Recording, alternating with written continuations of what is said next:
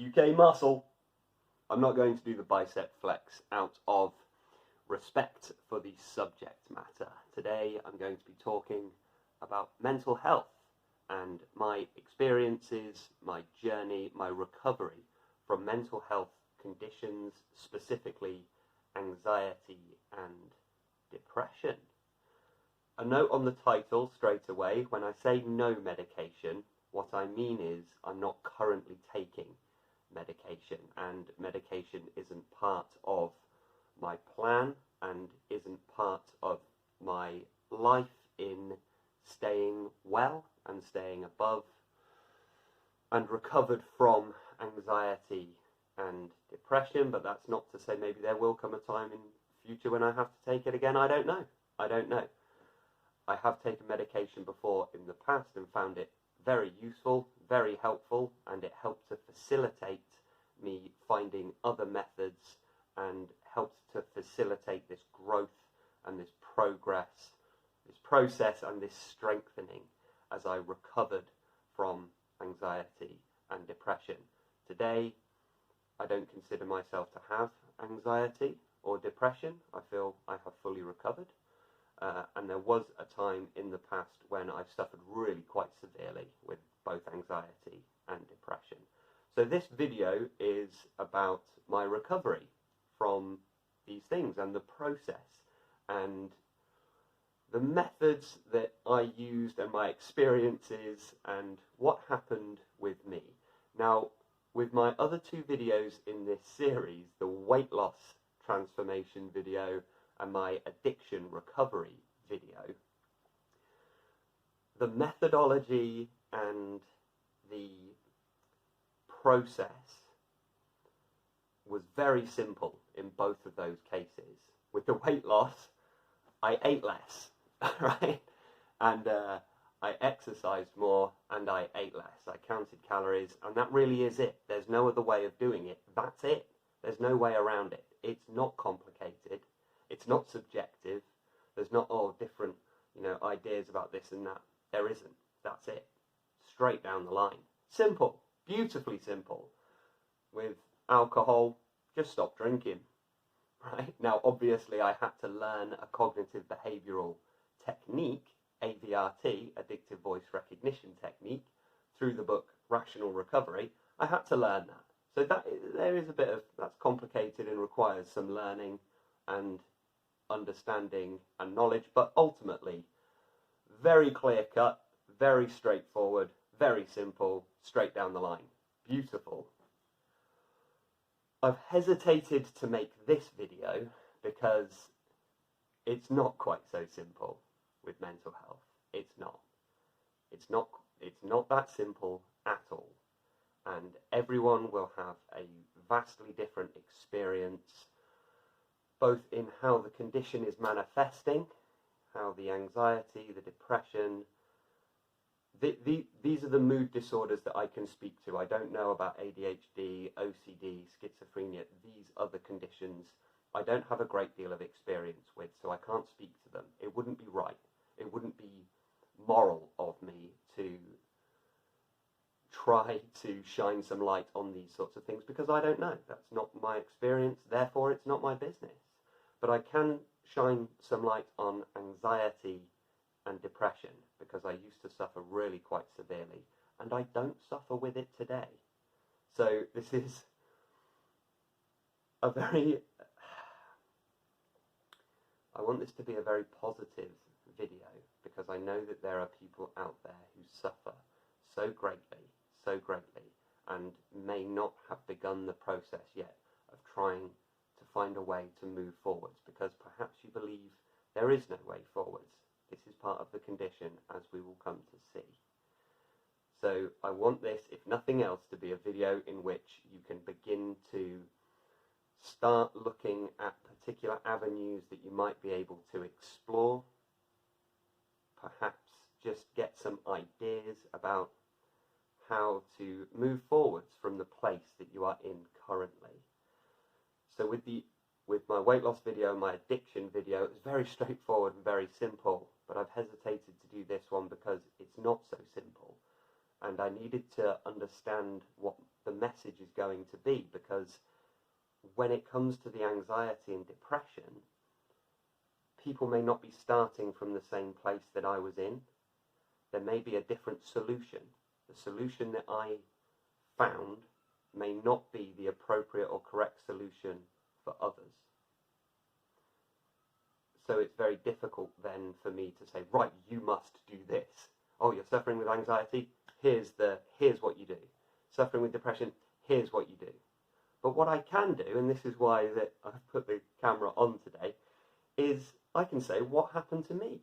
And this is my experience, and this is my experiences with it, and this is what I've learned, and this is perhaps what I would recommend.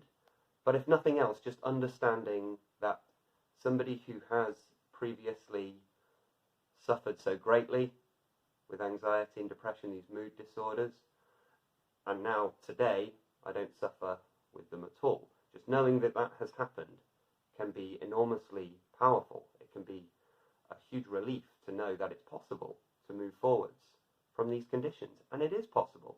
It is for everyone. Absolutely everyone. You are not stuck with it. You're not stuck with it for your entire life. There is a way forwards. And we're going to take a look at some methods, particularly the methods that work for me. Hopefully some of these can work for you. If nothing else, here is what I want to say. If you are suffering, do not just accept that this is just how it is. This is how it's always going to be. This is how I've always been. This is how it's always going to be in future. Don't just accept, don't just sit there in that misery. Don't just sit there in that suffering and say, well, this is just it for my life, because it's not. It doesn't have to be that way. There is a way forwards. As Charles Bukowski said, there is light somewhere. It may not be much light, but it beats the darkness. And that's what we're going to do. We're going to find, even if it's just a glimmer of that light. So if you have found this video today because you're suffering, I'm with you. I'm with you. I understand. I know how it feels. I know how it feels to be so anxious that you can't leave your front door. I know how it feels to be so anxious you can't even make a phone call to pay a gas bill, to pay your electric bill. I know how it feels to feel so anxious you can't even turn your phone on because you can't face it, because you can't face the messages and the missed calls. I know how it feels to be so low that you're waking up midday, that you don't want to get out of bed, and you think, I can't face it. I can't face another second in this misery. And you start to contemplate just ending it, just to be done with the whole thing. I know how that feels. I know. I've been there myself. I also know what it feels like when you take some action to start moving forwards, to say no, to say this is not going to be the end of me. This is not how my story ends. This is not how it's going to be for me for the rest of my life, and I am not going to take my own life. To start finding ways forwards, to start putting things in place, and then all of a sudden, this new feeling comes in, this optimism, this hope, this joy, that suddenly, oh, hang on, maybe there is a way forwards. All of a sudden, in all this darkness, in the fog, in the clouds, suddenly this light starts to just peek through, just a little, and you start thinking, maybe, you start thinking, what if there is a way out of this? And then maybe it is you book the doctors, maybe you go and see that person that you need to talk to, maybe it's confiding in a close friend, maybe it's even just buying a book, a particular book that catches your eye, maybe there's something in this. Watching the video, whatever it is, then just beginning to get those glimmers of moving forwards. And then when it starts working, hang on a minute, Right, maybe you have to take the medication and it starts kicking in. You didn't want to take it, of course you didn't, but you started. And then it starts to kick in. You start to feel this lightness, this energy coming back. Maybe you began reading that book, that self-help, and okay, you started applying it, and all of a sudden, hang on a minute, this is starting to work. Maybe speaking to the doctor, just speaking to the doctor, and they start guiding you in different directions, and you start saying, okay, let's go. Maybe you've got a different cultural background, and maybe you see whichever your religious or spiritual leader is, you speak to them, and they just say a few things. It's just these little nuggets, and hang on, now I'm starting to feel better with it. You start to distance yourself from this darkness, this pain, this misery.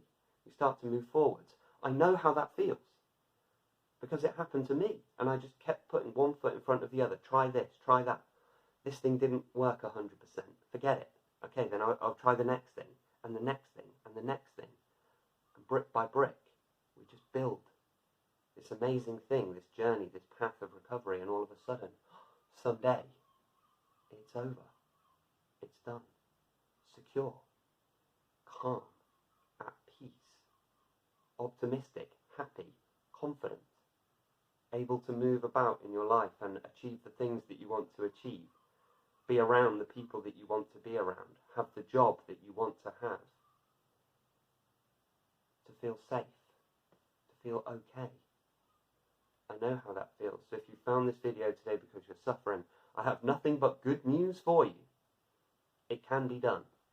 We're going to take a little look at the specifics of my journey, but if nothing else, just know this. It can be done. We can move on. There is light somewhere, and we're going to find it. From childhood's hour, I have not been as others were. I have not seen as others saw. I could not bring my passions from a common spring. From the same source I have not taken my sorrow. I could not awaken my heart to joy at the same tone. And all I've loved alone. That is a beautiful poem by Edgar Allan Poe, and I wanted to begin with that because I want to talk a little bit about childhood here and my early experiences of anxiety. I was a naturally very anxious child. There is a level of anxiety that's completely normal and a level of apprehension in children that is obviously everything's new, and we're supposed to be a bit nervous because it's our protective mechanism and it stops us doing crazy things. And some people have quite a low level of it and just throw themselves into anything and seem to not really be bothered by it, and other people have a much more anxious and nervous temperament. For me, in my case, my anxiety was really quite high. Not about everything, which is quite interesting. Certainly situations where something was going to be unknown, if there were people that I was going to meet and didn't know. I was very sensitive to noise and busyness, which obviously every child is, but some to more of a degree and some to a lesser degree. Mine was at a point where, looking back, these days, today, they probably would have said this child has anxiety or has the beginnings of, the glimmerings of anxiety, because I would refuse certain things or try to get out of certain things. And it was, I would suggest, looking back, if I was dealing with that child now, I would say, this is beyond just a normal level of apprehension. This is beyond a normal level of nervousness, and is actually to a point where it's probably a little more than that.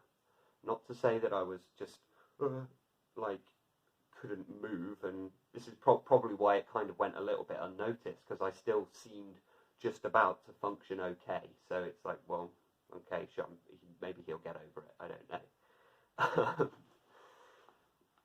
But for vast majority of my childhood was, it just was what it was, sort of thing. The point, my earliest memory of where I felt ill with anxiety was when we transitioned from my primary school to my middle school, which system was going from year 6 to year 7, and it involved a change in school.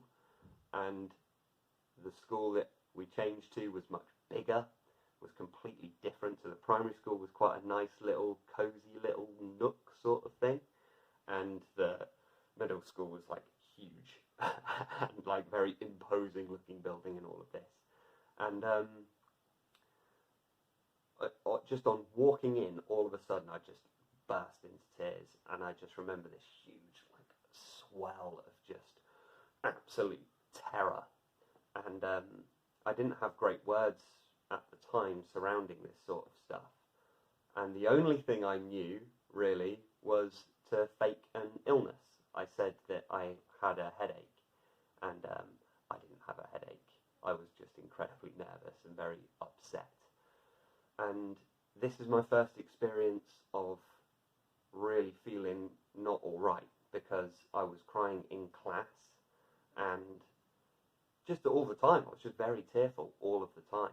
And the teachers at the time didn't really know how to deal with this, so they just sort of said just sit outside, or sometimes they would say go to the medical room. But it's weird that it just wasn't.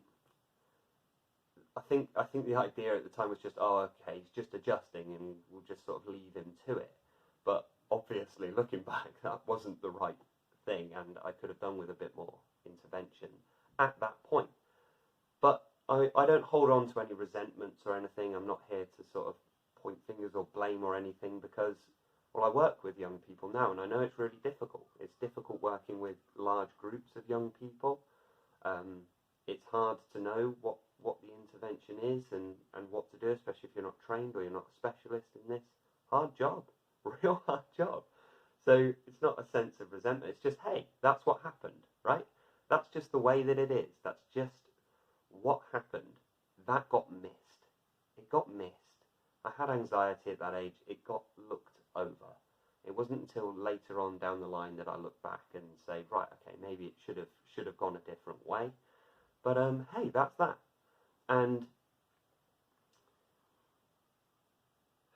it's a sense of,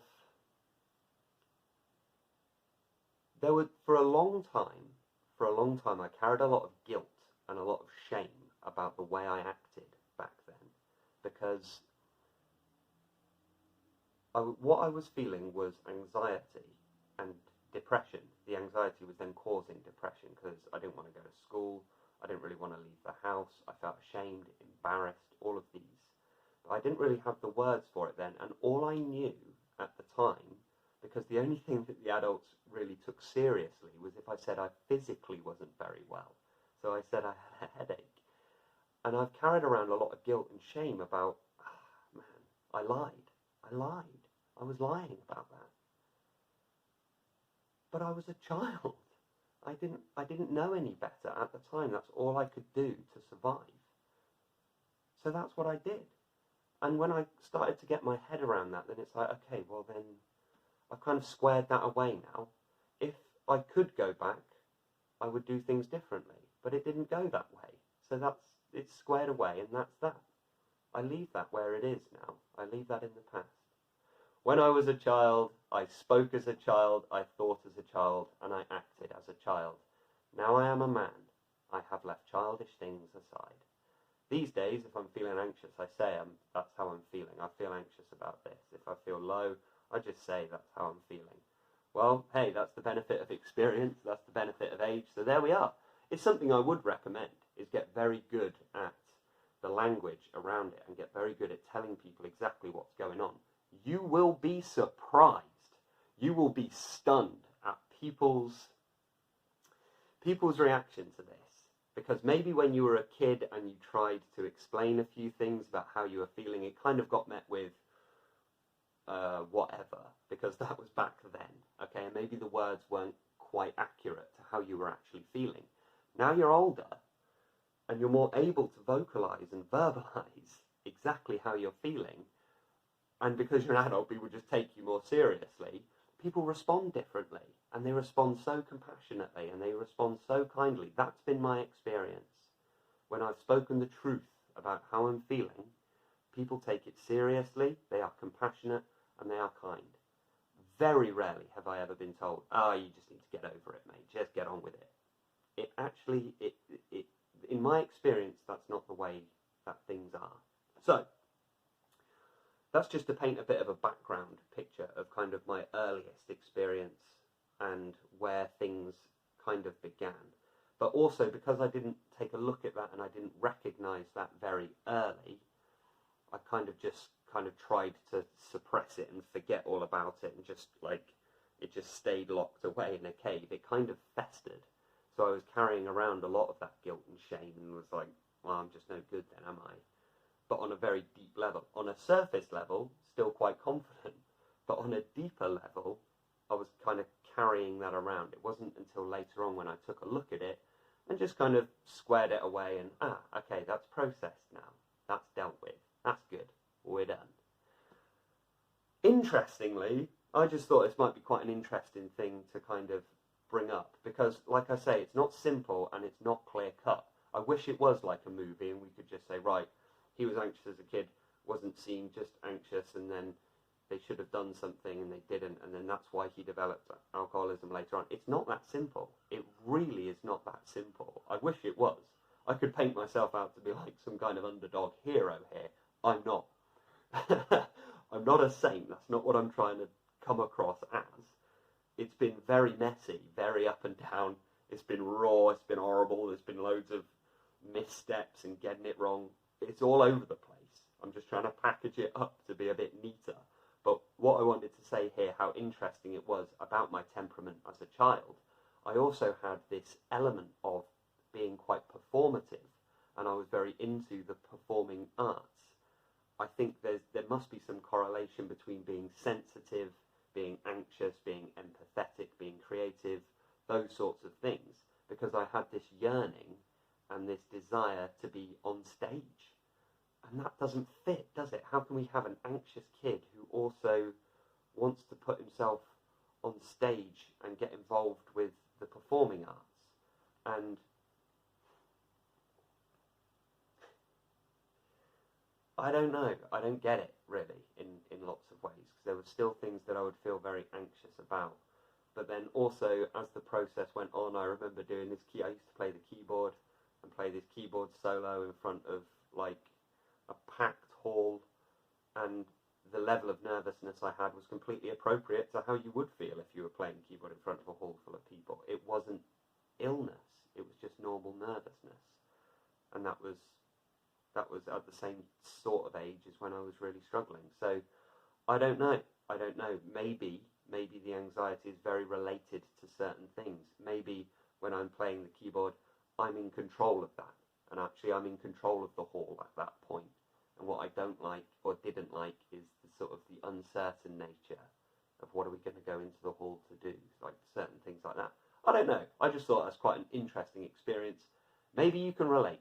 Maybe you can relate to something in that childhood. But I would recommend, don't discount it.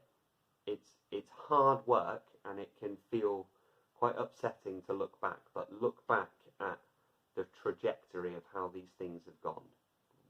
However your condition is and whatever the symptoms are, does it feel similar to something that happened maybe when you were younger that you haven't taken a look at yet?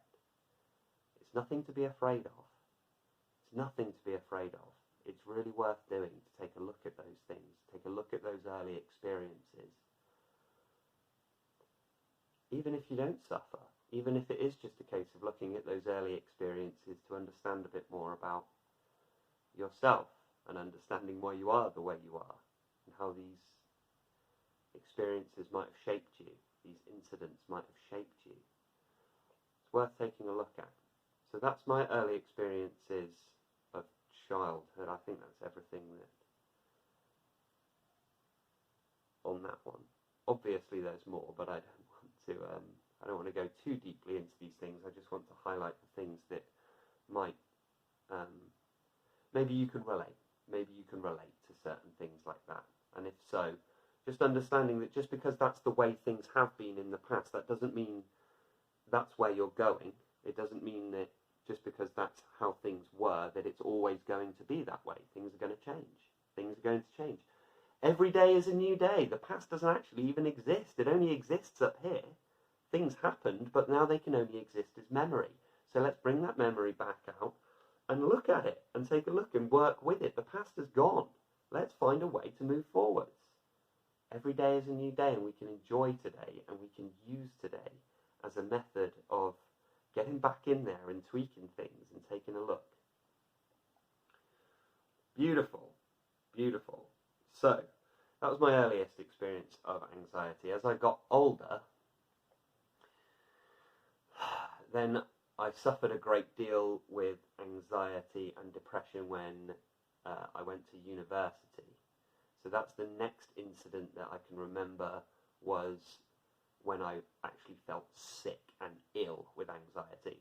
I still continued with a sort of naturally anxious temperament, but I remember in my early teens, I joined a rugby team and things like that, and actually, although there were spikes in anxiety, I wasn't sick, I wasn't ill, it wasn't a condition. The next experience of actually having a condition was when I moved out of my family home to university. So that's what I'm going to talk about next. When I went to university, it was really loud in the halls that I was staying, pretty much 24/7. It was crazy, the amount of parties that were going on, just how chaotic it was. So I had no sleep. It was my first time living away from home. No sleep. I was drinking vast quantities of alcohol, getting no exercise in whatsoever, and spending most of my time inside in my little room. And naturally, I got very, very, very depressed. To me, depression was just total low mood, just no energy.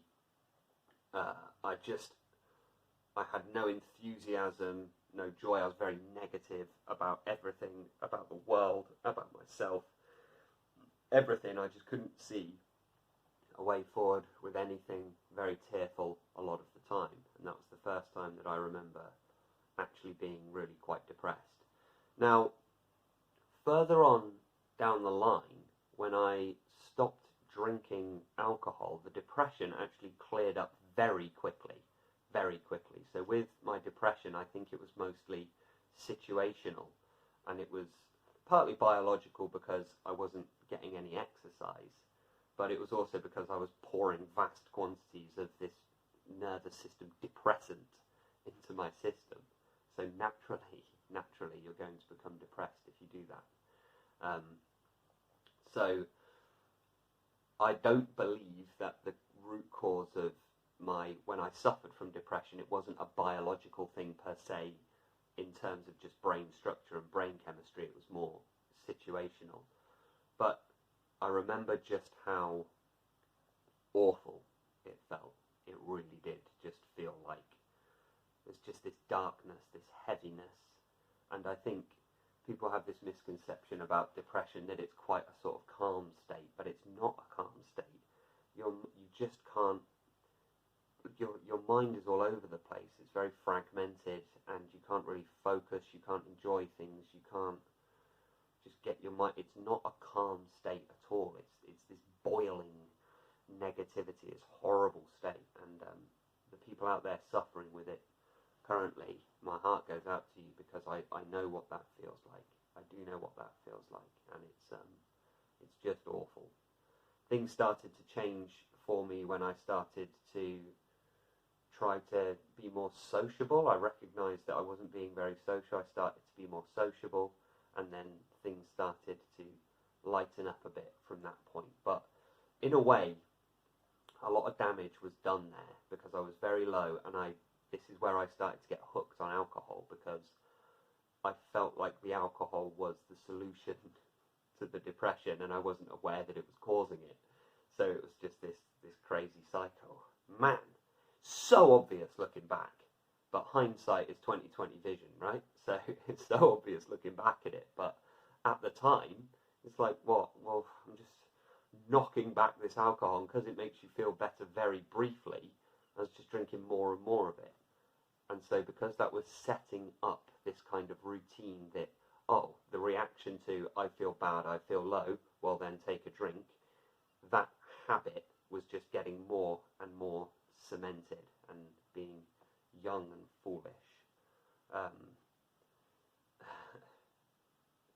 By strange alchemy of brain, his pleasure always turned to pain, his wit to love, his wine to fire, his naivety to wild desire. So being young and dipped in folly, I fell in love with melancholy. Another one by Edgar Allan Poe, and it's so true. That was partly I was falling in love with melancholy. I was feeling low, then I would drink more. And then I would feel low because I drank more, so I drank more. And I got lost in this kind of like, this haze of depression. And hey, it kind of goes unnoticed at university. I mean, no one's really checking up on you. It's just you and you. And hey, a lot of damage was done right there. So I would say, you know, if you do suffer from these conditions, especially mood disorders, you be very, very careful about the substances that you're taking. There's a huge element of perhaps there's some self-medicating going on there. And it will not work. It won't just disappear. It won't just go away. There's a better way forwards.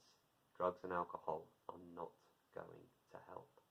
There is a better way forwards, and there is a way forwards, and we're going to dig our way out of this. So that was my initial experience with depression when I went to university. So I've talked a bit about my experiences there, and I want to start to focus more on my recovery, because that's the important thing.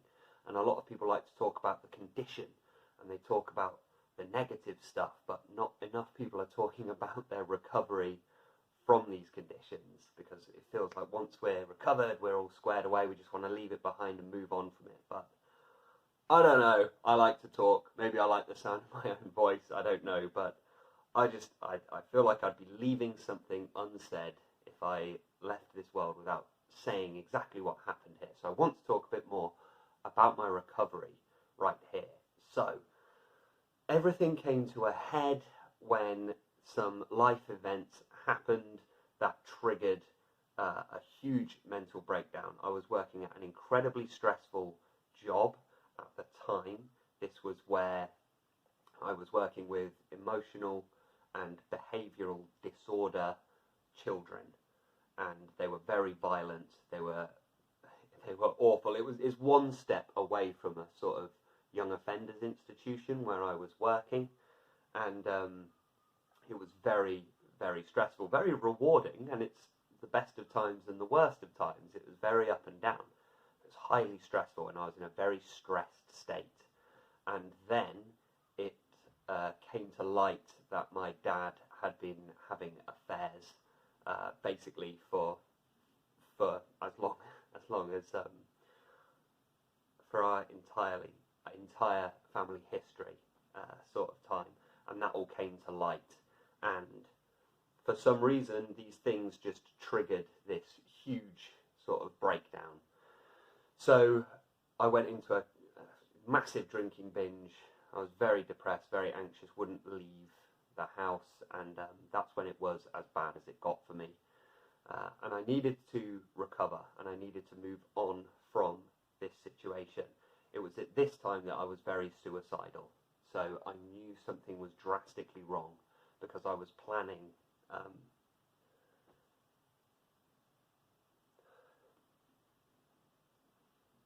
I was planning to hang myself I was going to go to the hardware store and get this that sort of like steel ropes, the steel cables, use a carabiner and throw that over a tree. I picked up the tree and everything, and I was planning to do it. But how interesting it is that something, even then, something was watching. As in my own mind, I mean, I saw this happening. I saw my thought processes doing this and planning, and I thought, right, okay, I'm not well. I'm really not well. And if you're having those thoughts, and if if that sort of ideation is on your mind, it's a sense of urgency to get some help and see someone about that. because you don't have to put up with that, and that is not normal. That is not right. If those thoughts are coming to mind, it's not just, I'm sure it'll go away. It's worth speaking to somebody about that, because things get so much better once you do. They really do, and nobody should kill themselves. Nobody should. You don't have to. There is a better way forwards.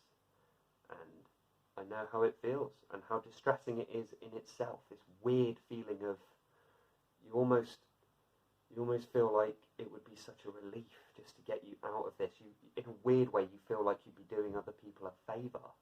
It's a weird mentality, but it's not right. It's not accurate. It's when something's not functioning right in your mind, and so it just presents itself as an option, but it's not an option. There's a better way forwards. So this is when I began to take a deeper look at what I'm going to do to actually fix this, and this is when I started going to the doctor. And my God, when I first sat in front of a doctor and said, I think I'm having some issues with my mental health, this massive wave of relief just washed over me. I just felt so positive. I felt so empowered in that I suddenly felt like I was actually facing down the issues that I was facing. And they were vast. It was tied up with the alcohol. It was tied up with the weight. It was the anxiety, depression, all of this. I hadn't even begun to take a look at it at this point. But now I knew there was this huge mountain to climb. But it's like having this mountain to climb that's been there your entire life, and you keep facing away from it because you don't want to face it. So you keep going over here, you keep going over there, you keep going over here. And you're not turning to look at, well, you're going to have to climb it at some point. And now finally, even though the mountain was still there, I was finally at the base of the mountain, and it was time to tackle this thing. Time to just do it. Whatever it is, I'm not running from it anymore. Let's just, because it's come to a point where I'm actually going to kill myself. So why don't I just face this thing? There's some incredible messages in a lot of our pop culture. I might do a series on the spiritual messages in pop culture. And the one I want to talk about here is Gandalf in Lord of the Rings, the Fellowship of the Ring. Gandalf refusing to go into the mines of Moria. He tells the whole fellowship, no, we can't go through there, we should go over this other way. And when they decide to not go through the mines of Moria, you can just see the relief on his face is huge. And there's a reason he doesn't want to go down into Moria, because he knows that there is something down there that he is destined to face. And he knows that in facing this thing, it will end him. He knows this. He's a wizard. He has access to higher knowledge, and he knows that this is what's going to happen. So he doesn't want to go down there. They dug too deep, too far, too greedy. And fate has it that they have to end up going down into Moria. So they go down there, and there it is, the Balrog, this huge, terrifying demon from the ancient world that is, he has to face this thing now. And this is what happens when it's time to finally face up to the issues that have been bothering you your whole life, and you've been trying to get away from it, trying to get away from the mines of Moria. Sooner or later, you have to turn and face it. And I say, do it. Do it. Go down there. Get into Moria. Go face that Balrog. Do it. Because once it's done, and what a battle it was, you shall not pass. Oh, gives me goosebumps even just thinking about it. You shall not pass. They have this vast battle, and they fight through all of the elements, the deep places of the earth, and it goes on, and there's this vast battle that happens.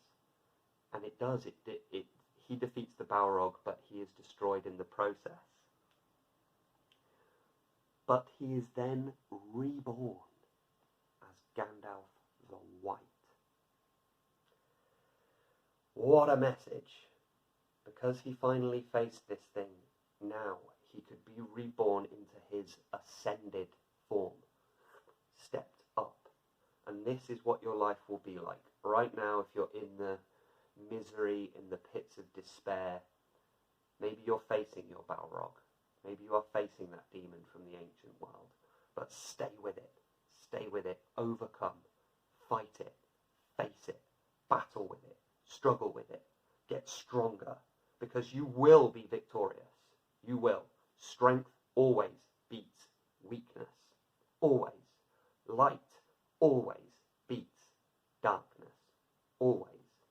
All you need is a little flicker of light, and whoosh, the shadows are banished. So Gandalf was reborn, Gandalf the White. And so, in sitting in the doctors for that first time saying, right, I think something's wrong here, Doc. I ain't well. I was just very honest, said I've been feeling like killing myself, and I felt like I just explained the symptoms, and then look, the doctor's going to start working with you and do some of this work for you. You're not on your own anymore, trying to figure this thing out. All of a sudden, it's out there, and they're going to start working with you in order to help. And every doctor I've ever worked with my mental health, I've been phenomenal, absolutely phenomenal, wise, compassionate, intelligent, reasonable. They don't try and push you this way and that. They recommend things. They hear your feedback. They work with you. It's fantastic. Fantastic. The first thing they did was put me on medication. And obviously, nobody wants to take medication.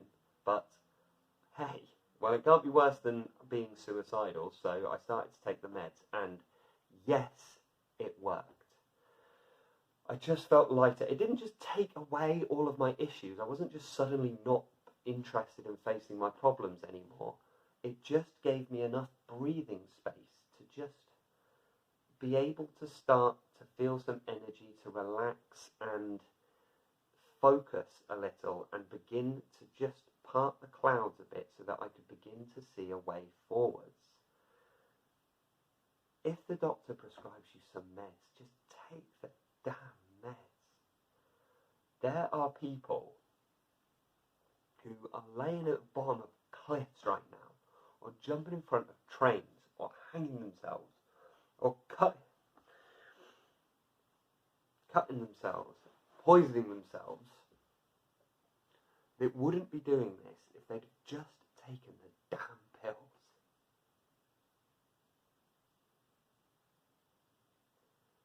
Which is not to say that it's the solution. It's not ideal, obviously, but we have made a lot of these medications that alleviate a huge amount of human suffering.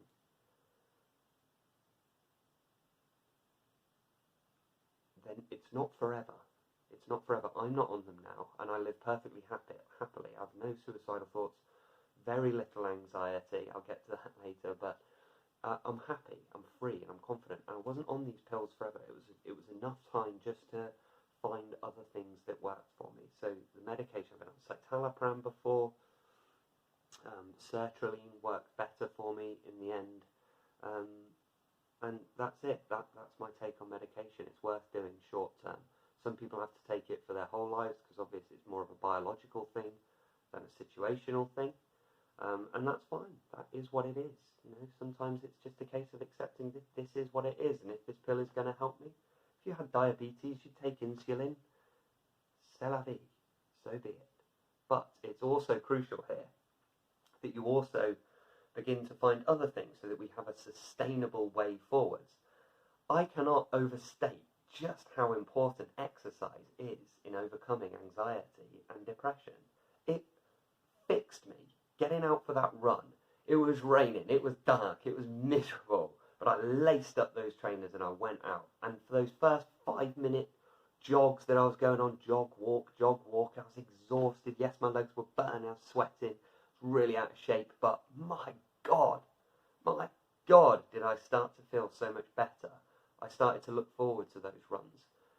It was my first real foray into meditation, going on these runs, going on this exercise, because it focuses your mind entirely into the present. When you're gasping for breath and your legs are burning, it focuses your mind into this present moment. So I wasn't thinking about the rest of my life situation. It was just what was happening there.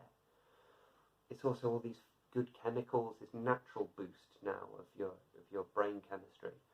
it just feels good. And then you just feel confident. I was lifting these weights as well. It made me feel more confident. And when you're strong and fit, the world doesn't seem quite so scary anymore, because you're just gaining strength, gaining confidence. You're overcoming challenges.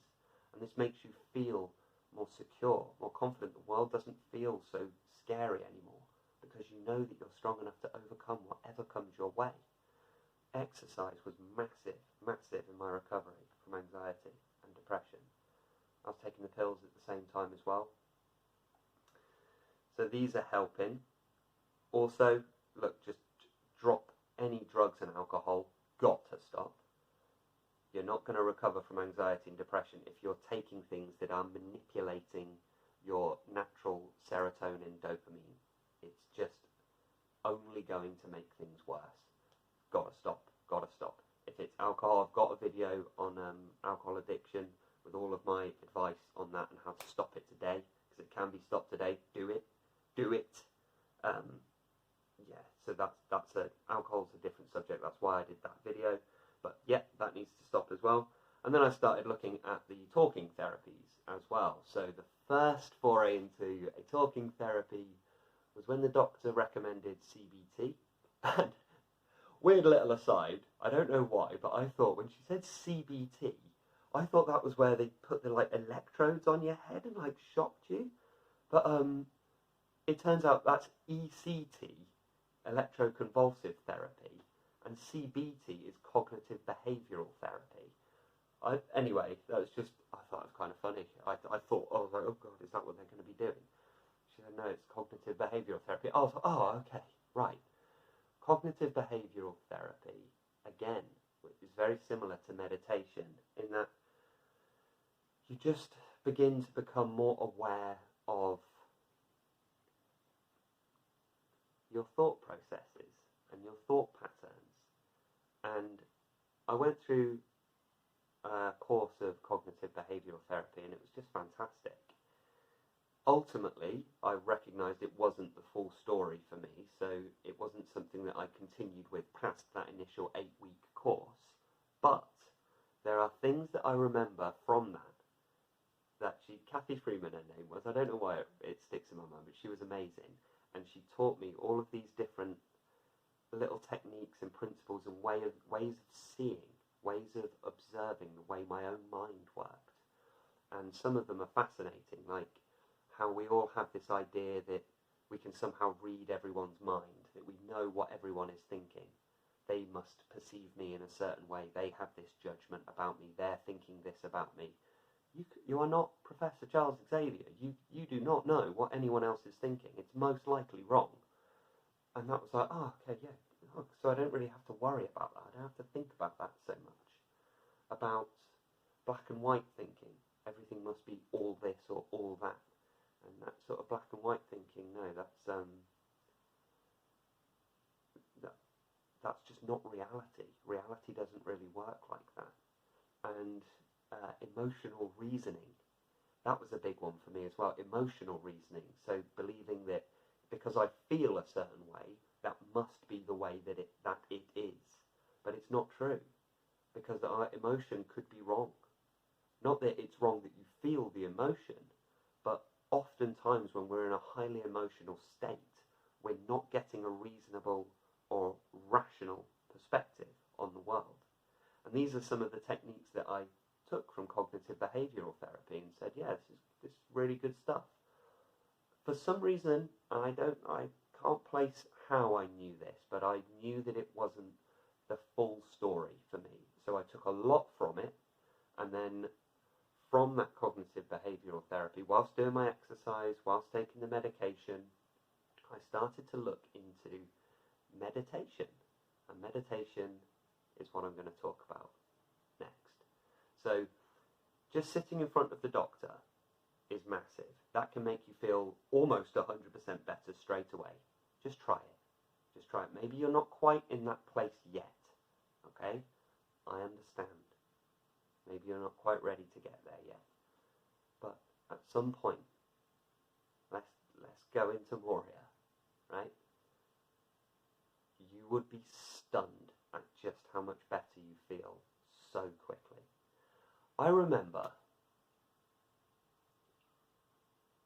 I keep getting choked up doing this video. I knew it would happen, and look, I know it's like, well, you know, you're an emotional guy and maybe, I don't know, overly emotional, overly sensitive. I don't care, alright? I am sensitive, I am emotional.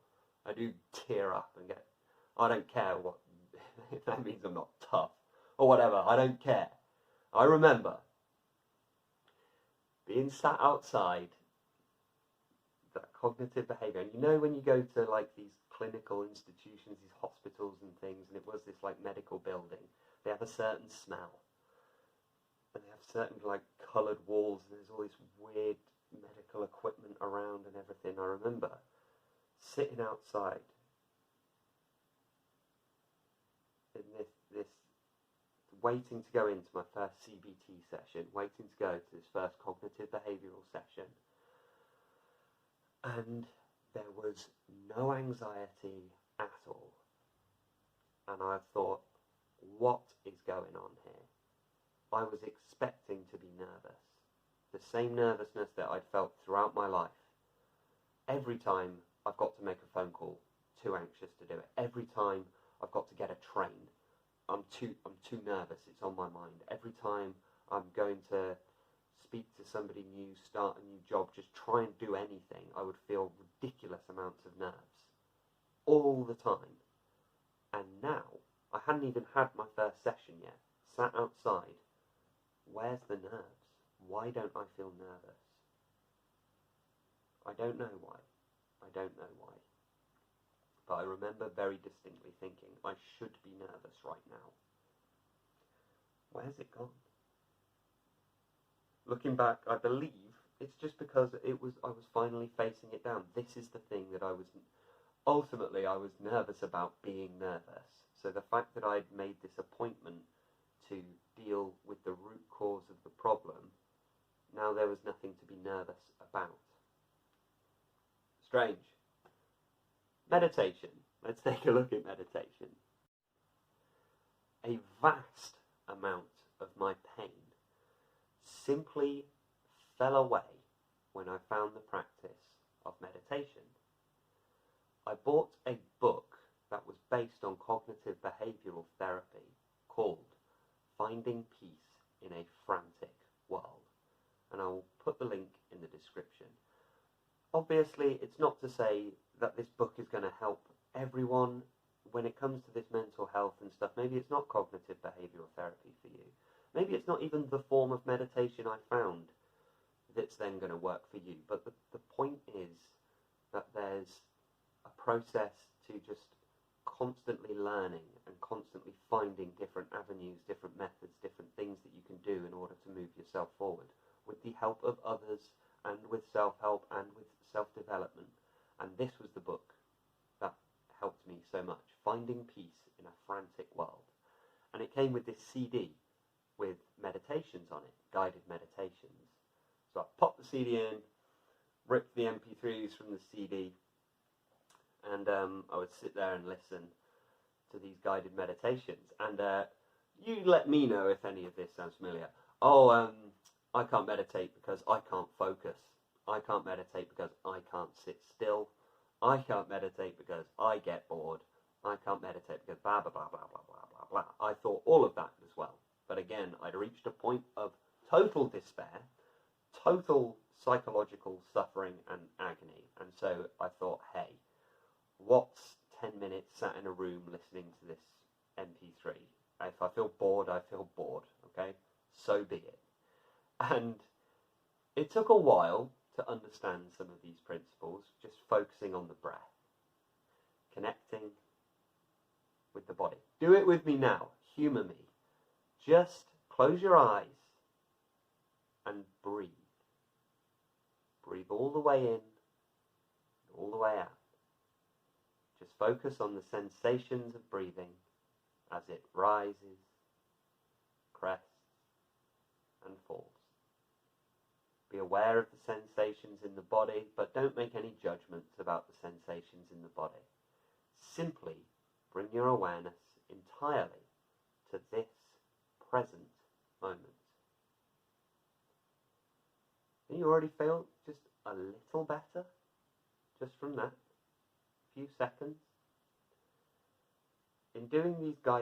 meditations, I came to realise that it's only ever the present moment.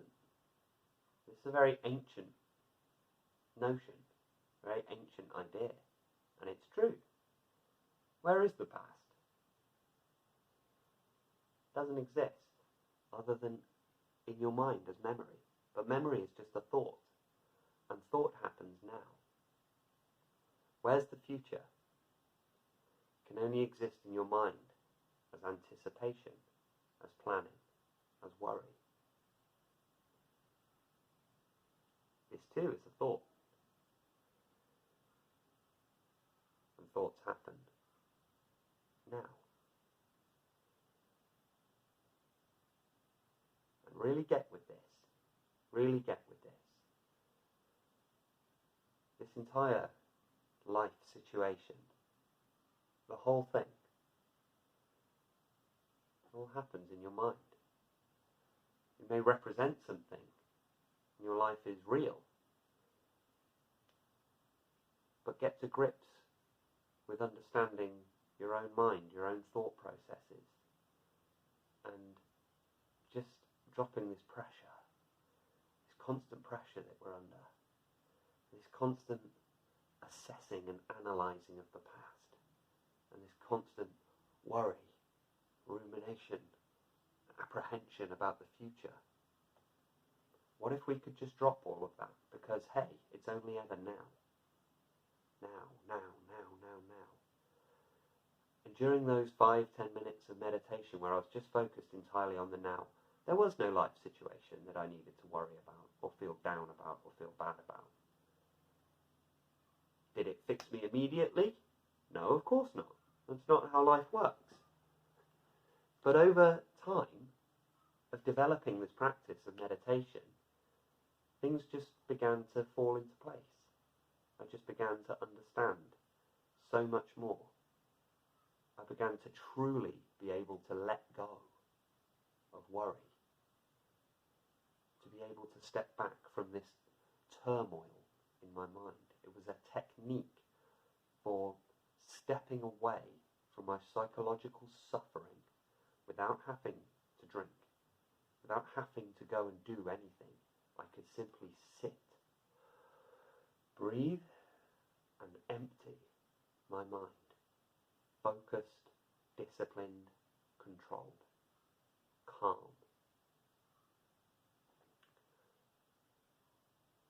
There were moments of what is called kensho, satori, whatever you want to call it, insight, peace is what it was, grace, if you want to call it that, where even though my mind was racing, then all of a sudden, you know, when you get to the eye of the storm, I was aware of all of the thoughts and all of the negativity. I was aware of it, but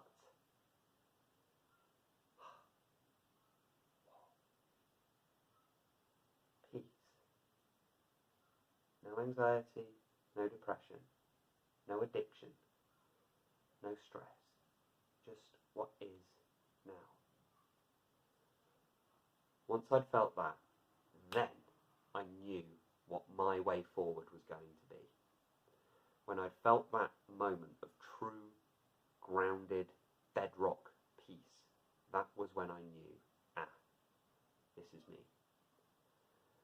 Maybe it was a combination of everything I was doing. The exercise, stopping alcohol, taking the medication, the CBT, then getting into the meditation as well. Everything together, absolutely.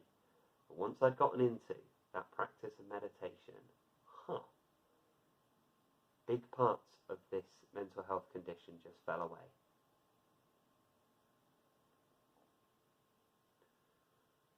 So, that's some big things to maybe, I don't know. I don't know if all of these things are exactly what will work for you as well. Maybe it's something else, but the key is that when one thing maybe wasn't 100% for me, we try something else. If that particular medication doesn't work, try a different one. If this isn't working, just try another way. This is how we learn as humans. If it doesn't work, then we try something else. Simple as that. It's a simple process. Nobody is expecting you to just recover on a dime and just everything to be sunshine and roses forever. It doesn't work like that. But you can just take step after step after step after step, and then one day you look back and you go, wow, wow.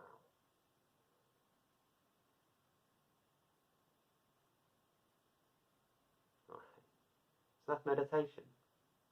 I have plenty of meditation videos if you want to know a bit more about that, and you're kind of resonating and connecting with what I'm saying. If you are, great, that's ace. That's ace.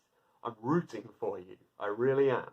Stay with me. I know this is a long time I've been talking now, but stay with me. Stay with me, because it only gets brighter from here. And I've got plenty of meditation resources. There's so much out there. We can just Google so much now. So many free resources out there that can help us deal with this and help you to get to the point of living the life that you could be living. Anything, however you want your mindset to be, however you want your life to be, you can have it. Let's start moving towards it. Rooting for you. Let's go. I wish I could say it was as simple as, I found meditation and found enlightenment, and then all of a sudden everything just became wonderful and fantastic. It happened like that for sort of short periods, but mental health being what it was, it's been kind of up and down. I wish I could say it was just bam, enlightened, done, happy days. Didn't quite work like that. I was feeling far better and enjoying this process of gaining peace and strength and courage and finding a way forwards. But I was still having big ups and downs, and just being perfectly honest about it, I kept going back to drinking.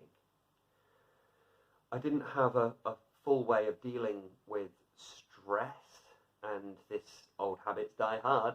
And I mean, really, look, you can hear here, this is my addiction trying to justify the fact that I kept drinking. I just managed to catch myself there, okay? So that was my addictive voice coming in and trying to say, oh yeah, it's because of stress, and it's because of, no. I drank again because I chose to drink. Simple as that. And I enjoyed the pleasure of drinking. So it was incredibly selfish and stupid and wrong, and it caused a huge amount of harm to myself and others, so I shouldn't have done it. Simple as that. Ha! Take that, AV. Right. So, taking full ownership and responsibility of that.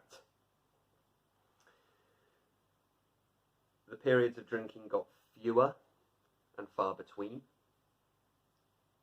until they completely stopped. I decided to stop, and they haven't happened since, and they will not happen again. What helped me to reach that point was speaking to a counsellor who could talk me through some of my early childhood experiences. That was the final piece of the puzzle. I wish I could just wrap everything up into a nice, neat little box and say, for certainty, this, that, and the other. And I can't. And I don't see that counsellor at the moment. And then it may be that I don't again, because I feel like once I'd gotten to a certain point, I was continuing to look backwards, when actually now I just want to enjoy my life and start to move forwards. I faced my Balrog. And it's not to say that everything is just then sunshine and roses forever. It's not, but the challenges are different now. New levels bring new devils, but all that old stuff is done,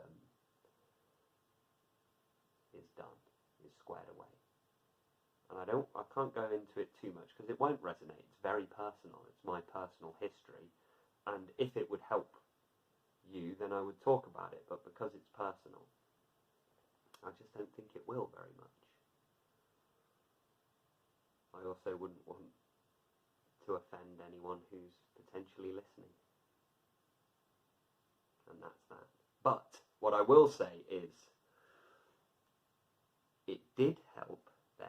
Even though, and there's paradoxes everywhere, okay? This is why things aren't simple, because there are paradoxes everywhere. And It's only ever the present moment, and my meditation is what I fully am committed to and believe in. It's only ever now, and yet in dealing with the past and looking at the past in a slightly different way and just taking a fresh perspective on some things that have happened in the past made a huge difference. There was these big clicks, and the amount of times that I was in tears during these counselling sessions because the relief was just like, whoa, these huge, big relief as I just understood a bit more about maybe why I did what I did, why other people did what they did, just understanding this is why they did that, this is why I did that. To just be able to square a few of these things away and put them aside was massive, massive. So maybe it's worth looking at. Maybe it's worth looking at. I don't know. Maybe it is. Maybe it isn't. All I know is today, let me just talk. So today I woke up 5:30 and leapt out of bed. I got my nice coffee going. The Cruze mug here. UK muscle. I could do my meditation and my mind was completely clear, open, empty, spacious. Looking forward to my day. I'm a personal trainer, I have personal training clients. Looking forward to my own training, going for a run, all of this. And anxiety and depression doesn't even come into it once. So I know that there is a way forwards because, as I mentioned at the start, I know what it feels like to be in that horrible place, and I sympathise so much because it feels very much like there isn't a way forwards, but this is part of the condition. Part of the condition says you can't change. You can't move forwards. It's negative by its own definition, and it says there is no light. There is no way forwards. That's the condition. Once you start to move forwards from this, that mentality changes. And all you have to do is make a couple of victories, and you go, right, well, if I can change that, then maybe I can change this. I also understand that my scenario, I was going to say maybe my anxiety and depression wasn't as severe as all that, but I became suicidal at some point, and it doesn't get much more severe than that. So what I'm trying to say is I understand if your situation is different, and everybody's situation is different. It's why it's complicated and why it's a problem that needs to be solved. If there was a simple solution, we would take the simple solution. It's not as simple as all of that. So I understand it may be complicated by many different factors. So you might think, well, it's all right for you, Corin, you've got this going for you and that, and da-da-da-da-da. But if I hadn't taken some action to move forwards from where I was, I wouldn't be here right now. I'd be lying in a grave somewhere with a pretty nasty scar around my neck. That's where I would be if I hadn't taken steps to move forwards.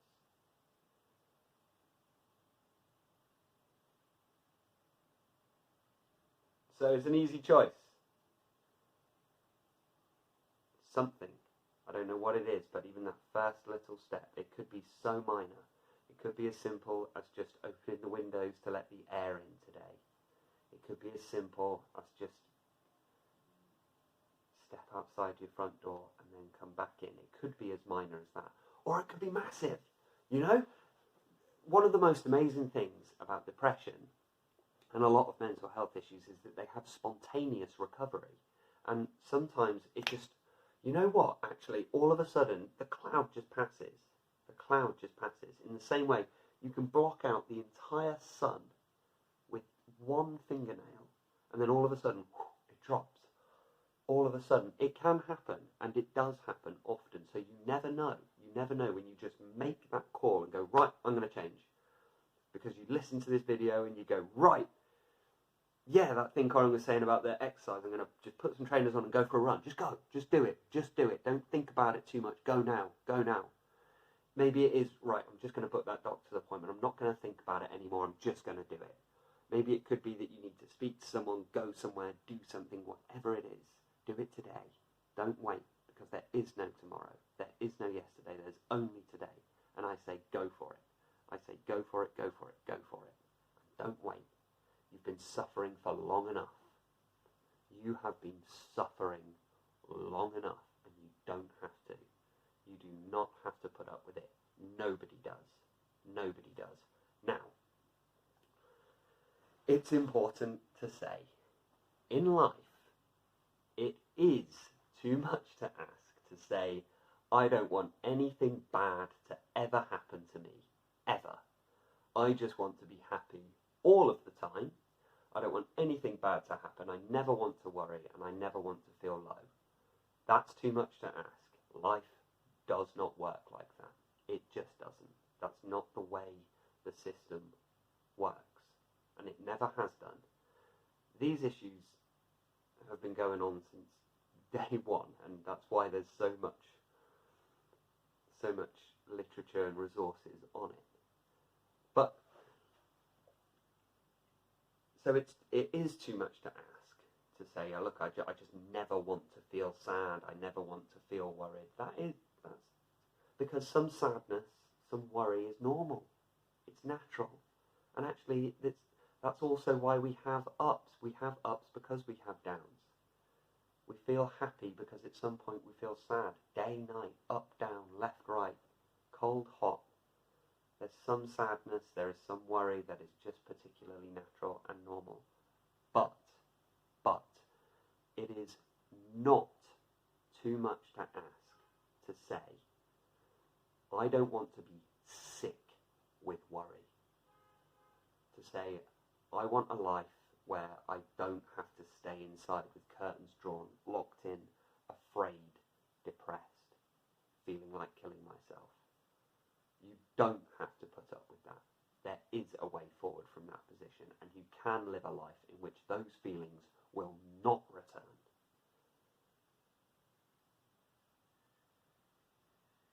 It's not a case of saying, oh, just get over it and just get on with it. That is not good enough. That is not good enough. When people say that, they don't know what they're talking about. They don't understand. They just don't. And it's lazy thinking. It's very lazy to say, well, all these people with anxiety, they just need to get on with it. They just need to get over it. What makes that complicated and difficult is that there are some people who say they have anxiety and depression who don't, who are just slightly worried and slightly low. Maybe, I don't know, you got dumped, or maybe like you're in a stressful situation, so you're just a little bit like, and you're saying, oh, I have anxiety, I've got anxiety, and you don't. And in those cases, that person does just need to get on with it. But that's different. That's different. That's not the condition. That's not the illness. That's something else. If somebody is genuinely suffering with the condition of anxiety, depression, mood disorder, any mental health, yes, it's real. Yes, it's a condition and an illness. And we can look back, it's not a modern thing. It's too easy to say, oh, well, it's just, this modern thing. Everyone says they've got anxiety now. No, let's look back throughout history. It's mentioned in the oldest texts. The oldest, since records began. People have spoken about this malady, this malaise that comes from excessive worry, excessive melancholy. It's been long understood that it's a problem that mankind faces. It is. So we can't just say, oh, just get on with it. It's not even real. It's not good enough. It's not good enough.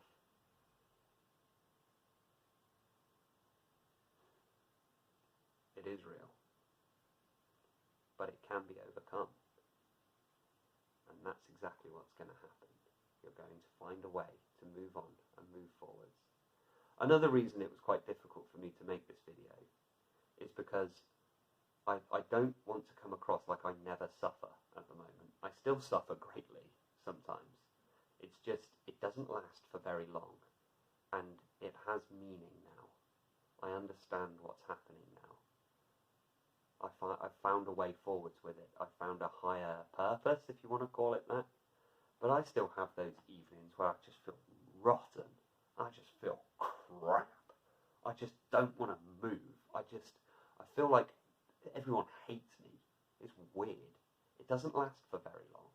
But I think everyone feels like that at some point. That's not illness. That just is what it is.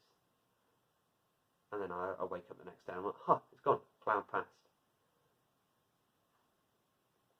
So I didn't want to try and come across like, I just breeze through life now like it's super easy. No, I still suffer, but maybe it's not suffering. I still feel that psychological pain, but only in as much as anybody does. And now, because of all these things, over the years, I've just built up these layers of strength, and I've built up these methods. It's the meditation, the exercise, all of this that has inured, which means to sort of galvanise and to strengthen me against those low moments when I'm really not feeling it, when I'm just feeling just rotten. And I'm a very emotional guy. I know that I am, and I'm long since past caring about whether that makes me I don't look like a tough guy, or I don't want to be all manly and resilient and stuff. It's like, I'm done thinking about all of that, really. It's just it is what it is. I'm a sensitive guy. I'm a very emotional guy, and that's how it's always going to be, because I've always been quite an unusual person as well. That's the other thing. I've always been a bit odd. From childhood's hour, I have not been as others were. I have not seen as others saw. I've always had an odd perspective on things. I've always been just a little bit... That also sometimes leads to being quite creative. I think I have the creative temperament, but it also has created this huge area of weakness in that I have this massive emotional reaction sometimes to very minor things. C'est la vie. It is what it is. I think that's everything I have for you today. I've probably missed stuff. I've probably missed a huge amount of things that I could say. Maybe there will be another video, I don't know, but let me have a think on that, actually. I'll come back in a second if I can think of anything.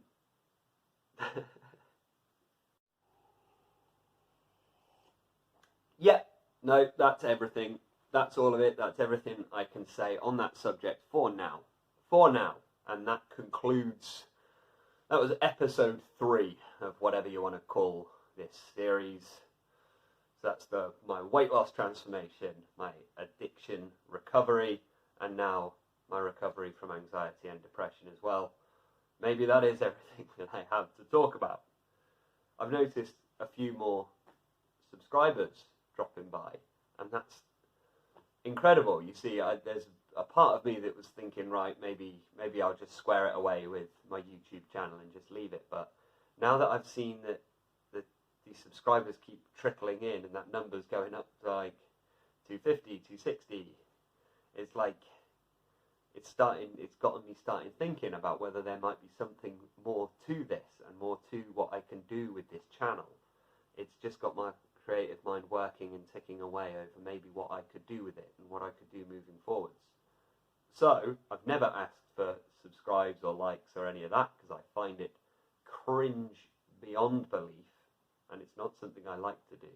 But if you are resonating and connecting with the things that I'm saying and the message that I have, and you'd like to see more, please consider smashing that like button, me old mucker, and subscribe to the channel. That's what lets me know that there is something I can do with this channel. And I don't know. There's lots of different ideas for series that I can do. I'd love to hear your feedback. If you want to drop it either message or comment. Just what you'd like me to elaborate on further, if there's anything you'd like me to talk about, if there is a series idea, please let me know. Let me know. That's everything I have for this video. Thank you so much for watching, and make no mistake about it, just the fact that you have an open mind and that you're watching these videos, that is the first step. Keep learning, stay open, move forward.